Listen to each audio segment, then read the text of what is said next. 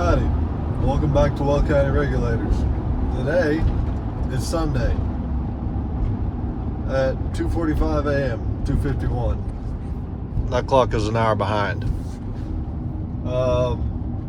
I'm on my way to work, like any old idiot does on Sunday at 2 a.m.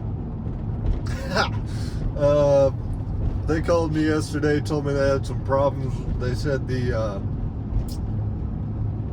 I think he said the chain on the sorter won't move.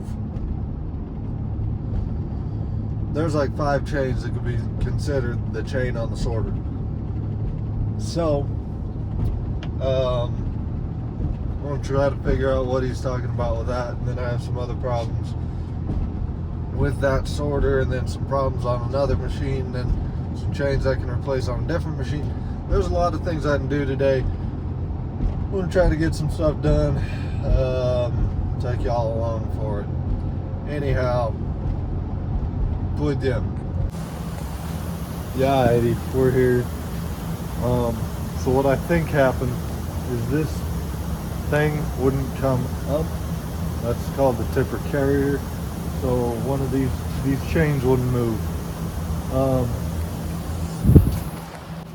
These 2 chains, they wouldn't move. That's what pulls this back and forth on there, and then that whole thing goes up, and then a stack of pallets rolls on, and it lays down, lays the pallets on here, and then that thing shoves them up one at a time to the operator right there, and swoops down. Then you can sort them out to have white pallets there, red pallets, blue, all that, because when they come in, they look like kind of like that, just a mess of blue, white, blue, red, blue. And then when they go to our builders, it has to be like that, obviously. So that was an unnecessary splurge of information, but I think that these chains wouldn't move, and the reason for that is because you probably can't see down here, and I can't see what I need to see. That's a sensor, and there's got to be a reflector right under there. Yeah, underneath there's a reflector. And that reflector was kind of tilted back, so the sensor wasn't reflecting.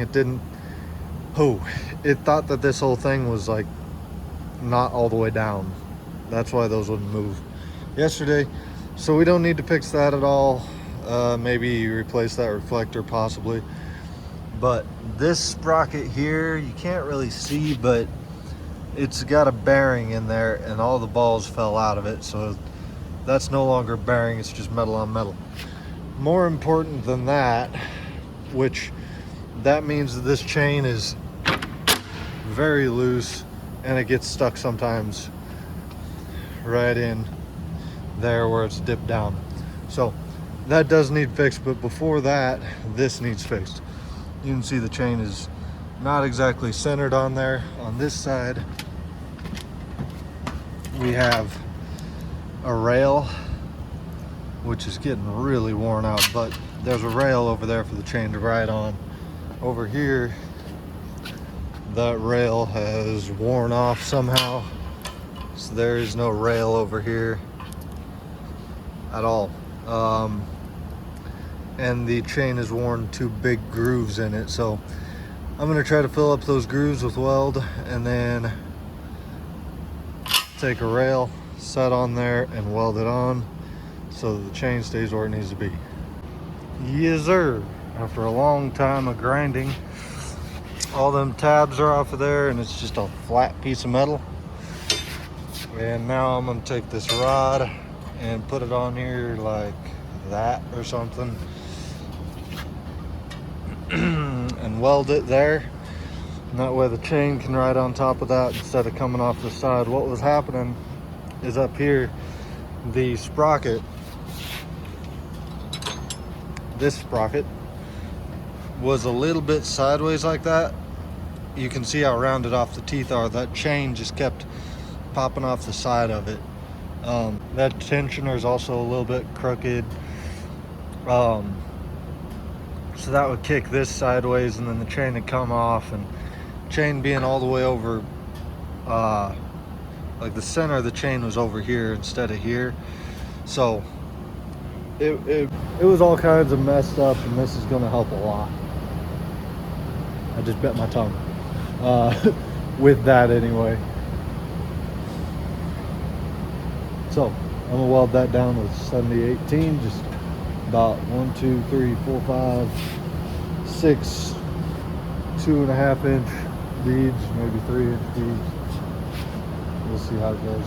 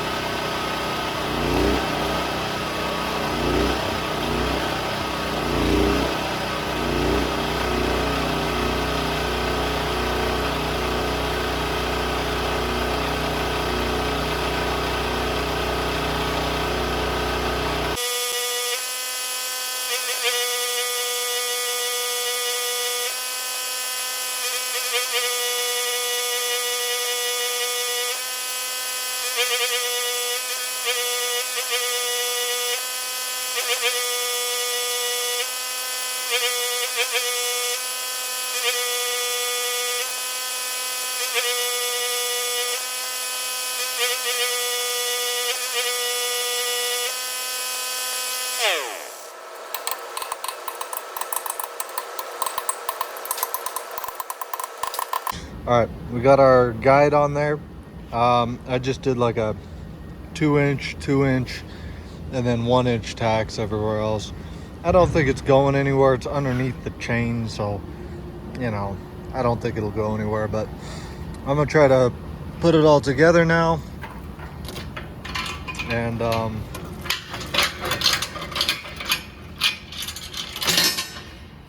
oh yeah, that'll do much better, I think, as long as the chain doesn't fall off. Well, I guess we'll see, huh?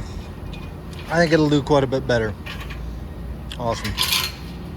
Got that thing welded on there. Apparently I didn't consult the sprocket for exactly where it was going to be, so it's off kilter a little bit. I put some spacers in there because the chain was kind of curving over to meet the sprocket, so I put some spacers to bring the sprocket over so the chain goes straight, and that works now.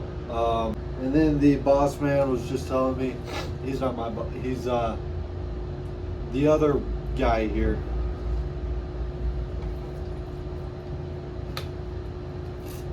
Was telling me yesterday I was running the paint line, man, and the paint nozzles are all clogged up, man. I think they're clogged up because they wouldn't spray for me yesterday. I was trying to run it and they wouldn't spray. I think they're clogged up. So I guess I have to go over there and look at those as well. Okay, on the paint line, basically what happened is it didn't get flushed. The operator left the machine running all night, and he also just didn't flush anything. He ran water through the line, but he didn't run any water through the paint head itself. So the paint heads were all messed up. You can kind of tell they're all gummed up and focus. There we go. Nope. Anyway, they were all dry and crusty and gummed up with paint. So they're sitting in acetone. I've spent some time on these ones cleaning them up. Good freaking Lord. There we go. Spent some time cleaning these ones up. Those two are pretty good and clean. Good God, focus. These two I'm going to clean up right now, and then I'm going to go throw these back on the paint machine, and then we may be done for the day.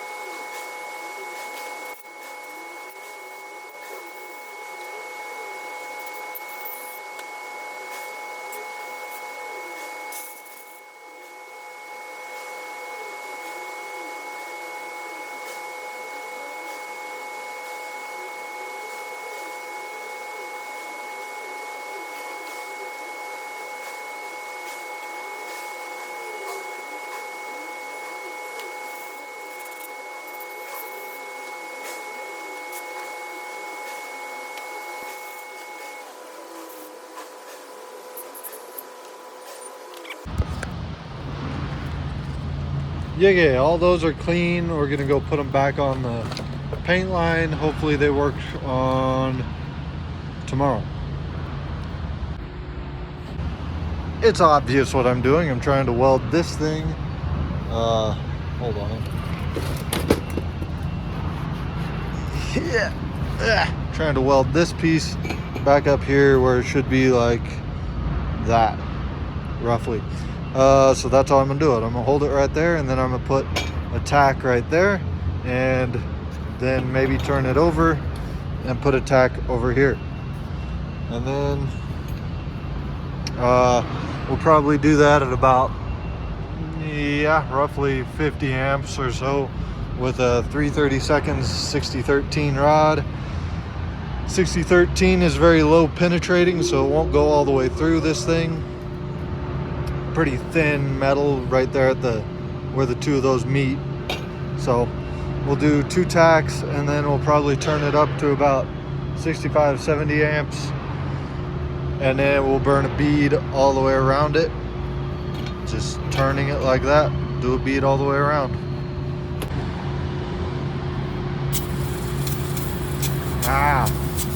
Spraying me in the mouth.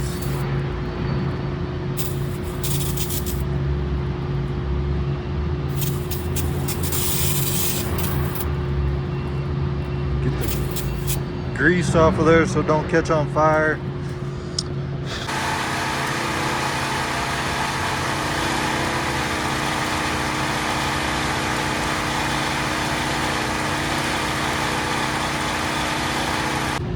It's very difficult to video welding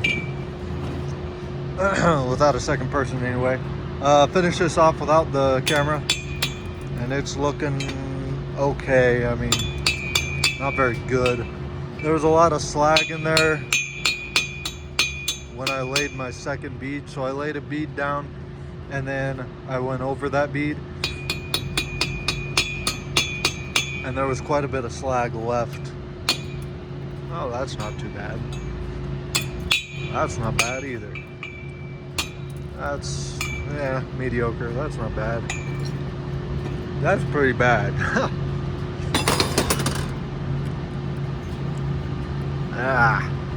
Oh, it's enough to hold. I have a few of these that just have like 4 tacks on them, on all 4 sides, and they're holding up fine. They have for like 8 months, so this will be more than plenty.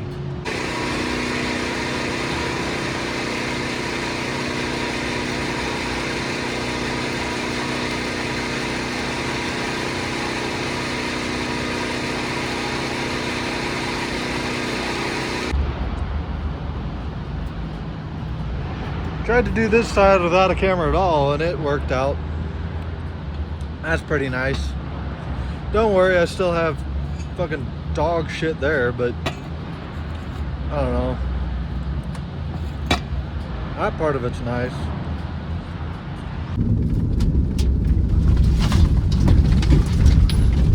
Ha! Started off clean. I don't know. That's all, folks. Y'all keep between the ditches. We're trying to. And keep the shiny side up, dirty side down. And I'll catch you on the flip-flop. Susie Red Bird, we gone.